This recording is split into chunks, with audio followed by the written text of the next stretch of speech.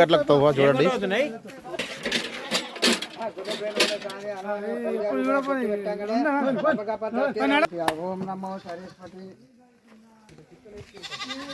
ఇది పెద్ద గట్లకు పోవడానికి తవ్వ. ఈ బండలలో కూడా ఉంటాయి తవ్వ అన్నది.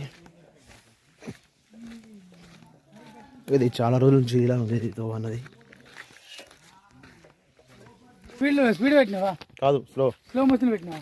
ఇదే తవ్వ, పెద్ద గడతో ఇదే తవ్వ చూడండి.